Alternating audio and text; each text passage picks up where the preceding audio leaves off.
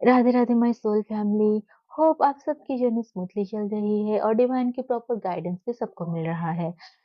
तो अगर आप मेरी चैनलिंग से और ट्विन फ्लेम रिलेटेड वीडियोस से रेजोनेट हो पा रहे हो, then please let me know. आप मेरे चैनल को सब्सक्राइब करो और वीडियोस को लाइक करो, और जो भी फर्दर आपको जिस भी टॉपिक के बारे में जानना है आप मुझे कमेंट भी कर सकते हो। Thank you. तो आज मैं आप लोगों को एंसेस्ट्रल हीलिंग के बारे में बताने वाली हूँ। जो पितृ दोष होता है, ये क्या आपके ऊपर है, या फिर अगर है तो आपको कैसे उसको हील करना है, और एंसेस्ट्रल हीलिंग की जो इम्पोर्टेंस है वो स्पिरिचुअल जर्नी में क्या है उसके बारे में बताने वाली हूँ। तो पहली बात तो ये है कि जो एंसेस्ट्रल हीलिंग होता है, यानी कि एंसेस्ट्रल कर्मा होता है, ये लगभग हर पर्सन के ऊपर रहता है। लेकिन जो स्पिरिचुअल बीइंग्स होते हैं, ये इनके ऊपर बहुत ज़्यादा इसका इफ़ेक्ट रहता है। तो सबसे पहले हम कुछ पॉइंट डिस्कस करेंगे, जिससे आपको पता चल जाएगा कि आपके ऊपर पितृदोष है या नहीं। सबसे जो फर्स्ट पॉइंट है वो ये है, अगर आपकी फैमिली में आप जितनी भी पीढ़ी को जानते हो, अगर उनमें से आप ही पहले हो जिसकी एक स्पिरिचुअल अवेकनिंग हुआ है, चाहे वो नॉर्मल स्पिरिचुअल अवेकनिंग हो या फिर ट्विन फ्लेम जर्नी में आप हो, या फिर किसी भी टाइप की एक स्पिरिचुअल अवेकनिंग आपके लाइफ में हैपन हुआ है, इट मीन्स आपके फैमिली के ऊपर एंसेस्टर की कर्मा है। क्योंकि क्या होता है, जब कोई एक फैमिली में कोई भी एक पर्सन अवेकन होता है, तो वो अपनी 7 पीढ़ी को हील कर देता है, और आने वाली 7 पीढ़ी भी उसी में हील हो जाता है। तो इसी वजह से आपका एंसेस्टर कर्मा है, क्योंकि आपको इसीलिए ये जर्नी मिला है, या फिर आप उस फैमिली में इसीलिए पैदा हुए हो, क्योंकि आपके बहुत सारे पितृ पुरुष हैं, जिनको आपकी अच्छी कर्म की फल या ब्लेसिंग की ज़रूरत है, ताकि जो उनकी सोल जो कि कहीं पर कोई भी एक डायमेंशन में फँसा हुआ है, जिसकी सद्गति नहीं हो पा रहा है, जो पुण्य की उनको ज़रूरत है, आप उनको वो प्रोवाइड करो। मतलब आप तो नहीं करते हो, लेकिन आप जो सारी कर्म करते हो, आप पूजा-पाठ करते हो, नाम जप करते हो, भगवान से कनेक्ट होकर जो उनके लिए प्रेयर करते हो, उसी से उनको वो पुण्य मिलता है। तो ये तो फर्स्ट पॉइंट हो गया कि अगर आपकी पूरी फैमिली जो एंसेस्ट्रल लीनिएज है, अगर उसमें आपका अभी अवेकन हुआ है, इससे पहले कोई इतना ज़्यादा स्पिरिचुअली अवेकन नहीं था। हमेशा लोग कंफ्यूज होते हैं। रिलीजियस और स्पिरिचुअलिटी में फ़र्क है। रिलीजियस होने का मतलब होता है जब आप पर्टिकुलरली कोई धर्म को मानते हो, तो वो होता है रिलीजियस होना। जैसे लोग बोलते हैं कि मैं बहुत ज़्यादा रिलीजियस हूँ, तो इसका अर्थ ये होता है कि आप भगवान को मानते हो, या फिर आप जिस भी गॉड में आपका फेथ है आप उनको मानते हो, और आप सर्टेन प्रैक्टिसेस करते हो, वो होता है रिलीजियस होना। लेकिन जब बात आता है स्पिरिचुअली अवेकन होना, इसका अर्थ ये होता है कि अभी आपके अंदर वो अवेयरनेस आ जाता है कि आप खुद को कोई भी एक पर्टिकुलरली रिलीजन में या फिर पर्टिकुलर कोई धर्म में आप खुद को रेजोनेट नहीं करते हो। तब आप सोल वाइज काम करने लगते हो। आपकी जो अवेयरनेस होता है वो सोल लेवल पे चली जाती है।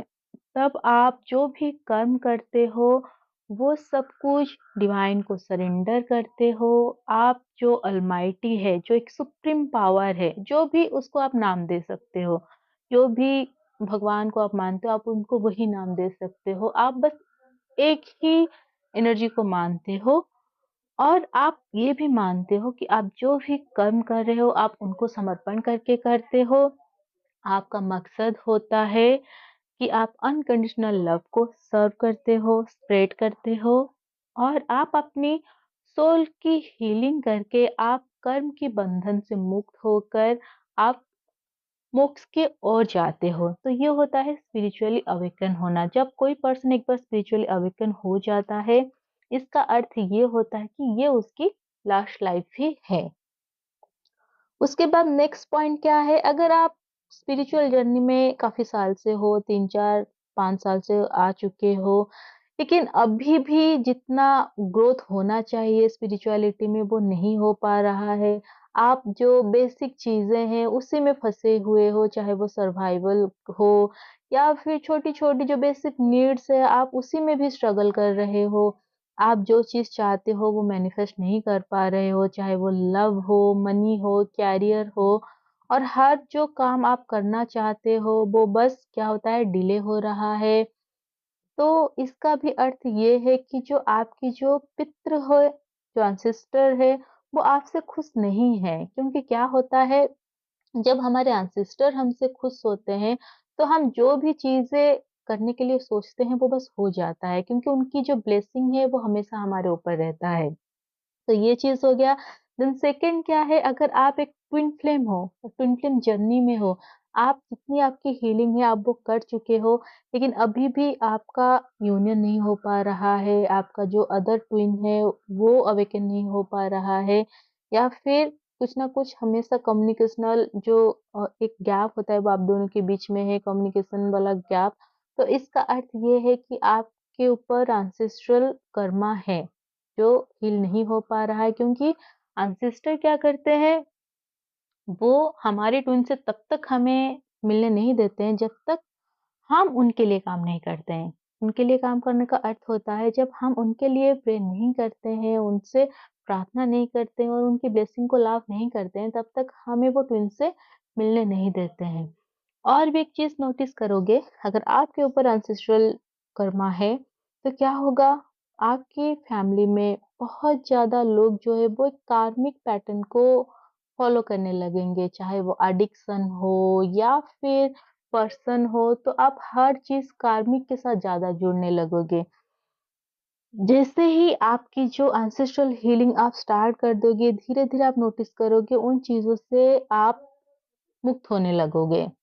द नेक्स्ट पॉइंट क्या है, अगर किसी भी एक घर के ऊपर या फैमिली में एंसेस्टर कर्मा है यानी कि पितृ दोष है, तो उस घर को आप बाहर से देखते ही आप फ़ील कर पाओगे। उस घर में जो रौनक होना चाहिए वो नहीं रहता है। वहाँ पर क्या होता है, फैमिली में हमेशा किसी न किसी का तबीयत खराब होता है, फाइनेंशियल क्राइसिस रहती है। अगर कुछ पैसा कहीं से आ भी जाए, आप उसको किसी अच्छे काम में नहीं लगा पाते। जो भी काम आप शुरू करोगे, वो आधा-अधूरा रह जाएगा, वो पूरा नहीं हो पाएगा। घर में हमेशा या तो झगड़े होने लगेंगे या फिर क्या होगा, हमेशा किसी न किसी की तबीयत खराब होता रहेगा, आप फाइनेंशियली ड्रेन होगे और इमोशनली भी आपको वो सपोर्ट नहीं मिल पाएगा।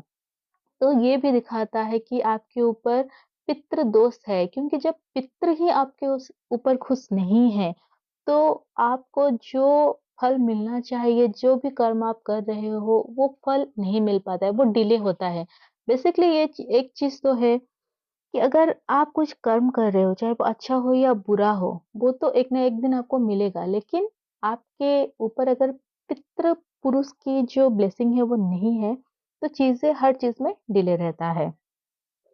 और आप ये भी नोटिस करोगे कि आप बहुत ज़्यादा, चाहे आप हो या फिर आपकी फैमिली में कोई भी पर्सन, चाहे आपकी मदर हो गए, फादर हो गए या फिर ब्रदर एंड सिस्टर, उनके ड्रीम्स में फ्रीक्वेंटली जो आपके एंसेस्टर है वो आने लगेंगे। जैसे ही आपकी जो हीलिंग की स्टेज है एक क्रॉस होगा, वो फ्रीक्वेंटली आपके ड्रीम्स में आएँगे और ड्रीम्स में आप अच्छी चीज़ें देख सकते हो, कुछ बुरी चीज़ें देख सकते हो या फिर वो कुछ ना कुछ आपको साइन दिखाएँगे कि किस चीज़ के ऊपर आपको काम करना है। अगर आप ये देख रहे हो ड्रीम में कि आपके जो एंसेस्टर है वो आपके ड्रीम में आके आपको पैसा दे रहे हैं, लेकिन 3D में क्या चल रहा है अभी कि आपकी लाइफ में पैसे की तंगी है। मतलब जितना ज़्यादा फाइनेंशियली आपको स्ट्रॉन्ग होना चाहिए, आप उतना स्ट्रांग नहीं हो, आप अच्छे से मनी को अट्रैक्ट नहीं कर पा रहे हो, पैसा नहीं बना पा रहे हो, तो इसका अर्थ ये है कि आपके जो एंसेस्टर आपके ड्रीम में आके आपको पैसा देके गए हैं, वो यही चीज़ आपको दिखाना चाहते हैं कि उनके साथ कुछ ना कुछ आपका कर्म है। आपका नहीं तो आपकी फैमिली में शायद किसी पर्सन का उसके साथ यही कर्मा है कि किसी एक फैमिली मेंबर ने मनी रिलेटेड कुछ तो नेगेटिव कर्मा क्रिएट किया है। या तो पैसे को बहुत ज़्यादा उड़ाया है या फिर पैसे की जो वैल्यू है वो नहीं समझा है, उसको जो रिस्पेक्ट करना चाहिए वो नहीं किए हैं। तो इसी वज़ह से अभी वो चीज़ आप भोग रहे हो। तो ये चीज़ वो आपको दिखाना चाहते हैं कि आपको ये हीलिंग करना है। तो ये एक टाइप का ड्रीम हो गया। इसी टाइप के जो भी आपके सिचुएशन है वही चीज़ें वो आपको आके दिखाएँगे या फिर जो भी पर्टिकुलर आपके एंसेस्टर जिनकी सोल का सद्गति नहीं हुआ है, वो आपके ड्रीम में आएँगे, कुछ ना कुछ चीज़ें दिखाएँगे। अगर आपके जो एंसेस्टर हैं, वो आपके ड्रीम में आ रहे हैं, हर चीज़ अच्छा है, लेकिन 3D में आपकी लाइफ़ उतनी अच्छी नहीं है, उतनी बैलेंस नहीं है, आपकी लाइफ़ में प्रॉब्लम हमेशा लगी रहती है, तो इसका अर्थ यही है कि आपके ऊपर एंसेस्टर की कर्मा है। अब ये जानना है कि आपको हीलिंग कैसे करनी है, जो पितृ दोष है उसको कैसे आपको हील करना है। तो बहुत सारी इसकी टेक्निक है, आप उसको बहुत सारी वे में हील कर सकते हो। लेकिन मैं आज आप लोगों को कुछ सरल ऐसी टेक्निक बताऊँगी जिससे आप आराम से एंसेस्ट्रल हीलिंग कर सकते हो। तो सबसे पहले अभी आपको क्या करना है, जो भी न्यू मून आता है, फुल मून आता है, खास करके अमावस्या जो होते हैं न्यू मून का टाइम, ये एंसेस्ट्रल हीलिंग के लिए बेस्ट होता है। इसी दिन अगर आप कुछ भी दान धर्म करते हो तो उसका जो सीधा पुण्य होता है वो आपके एंसेस्टर को मिलता है, क्योंकि एंसेस्टर को पुण्य ही चाहिए होता है।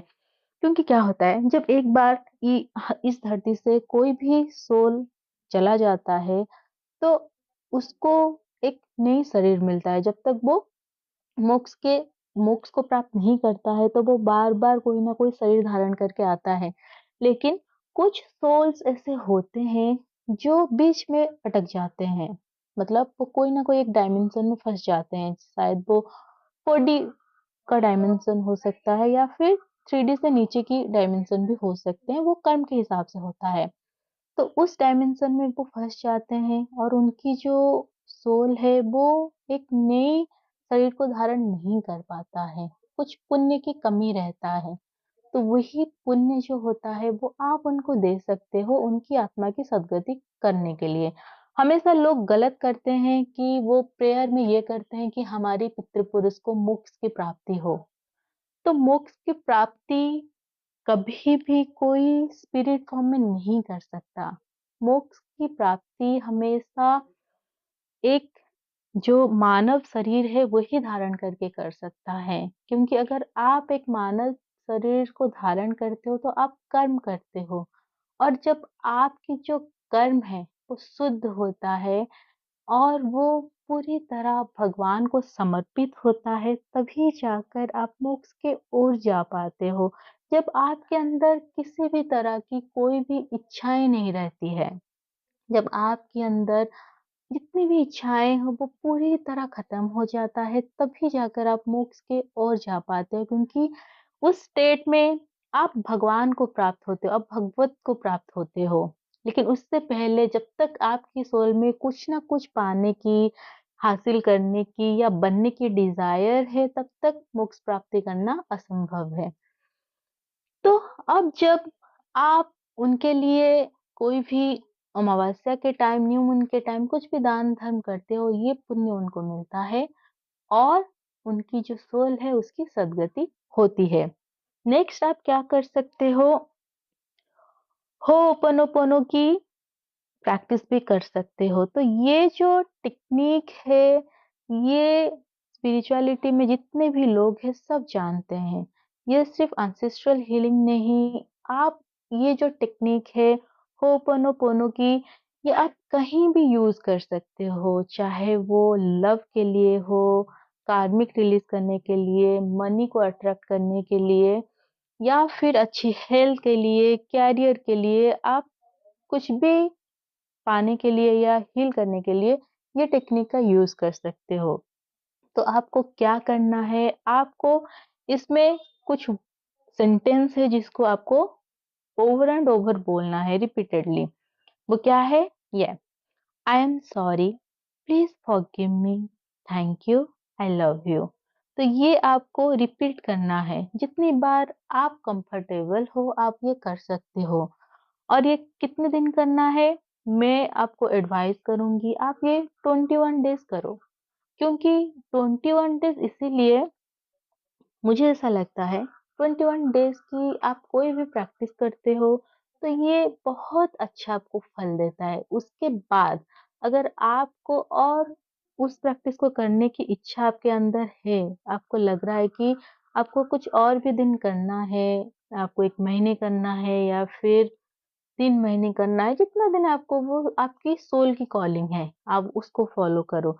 लेकिन जो बेसिक हीलिंग होता है, उसको अगर आप 1 महीना या फिर 21 डेज़ करते हो, तो ये आपके लिए बहुत फ़ायदेमंद होता है। तो ये चीज़ आप कर सकते हो। होपोनोपोनो की जो प्रैक्टिस है, आप ये 21 डेज़ करो। आप दिन में 15 मिनट कर सकते हो, आधा घंटा कर सकते हो, जो भी जिस टाइम के साथ आप कंफर्टेबल हो, ये आप करो। और ऐसा करने से क्या होगा, आपकी जो एंसेस्ट्रल है, उनकी हीलिंग बहुत अच्छे से हो जाएगी। अगर उनके साथ आपका कुछ भी नेगेटिव कर्मा है, वो भी रिलीज़ हो जाएगा। सेकंड चीज़ क्या है, आप और क्या कर सकते हो, अगर आप होपोनोपोनो नहीं भी करना चाहते हो, तो आप नाम जप कर सकते हो। और मैं पर्सनली इस चीज़ को बहुत ज़्यादा रिकमेंड करती हूँ, क्योंकि ये खुद खुद मैं ये चीज़ करती हूँ, कर चुकी हूँ। मैं आप जिस भगवान से बहुत ज़्यादा कनेक्टेड हो, जिनके साथ आपका बहुत ज़्यादा कनेक्शन है, जैसे मैं राधा रानी को मानती हूँ, तो मैं बहुत ज़्यादा उन्हीं से ही प्रेयर करती हूँ, उन्हीं के साथ कनेक्टेड फ़ील करती हूँ। तो आप 21 डेज़ के लिए राधा रानी का जो नाम है वो जप कर सकते हो, या फिर आप श्री कृष्ण के नाम भी जप कर सकते हो। तो जो भी भगवान से आप कनेक्टेड हो, आप उनके नाम लो। आप 108 बार कर सकते हो या फिर आप 1000 बार कर सकते हो, जिस भी नंबर से आप कंफर्टेबल हो। और ये मेडिटेशन करने के बाद, नाम जप करने के बाद, आप उनसे भगवान से ये प्रे करो कि जो भी पुण्य बनता है इस नाम जप से, ये सारा पुण्य आप हमारे एंसेस्टर को दीजिए, ताकि उनकी आत्मा की सद्गति हो और उनकी ब्लेसिंग हमें मिले, हमारे परिवार को मिले, हमारे ट्विन को मिले। और उनकी ब्लेसिंग से हमारी जो भी प्रॉब्लम है वो ठीक हो गया है, उसके लिए बहुत-बहुत धन्यवाद। तो ये चीज़ आप फ़ॉलो कर सकते हो, इससे आपकी एंसेस्ट्रल हीलिंग बहुत अच्छे से हो जाएगी।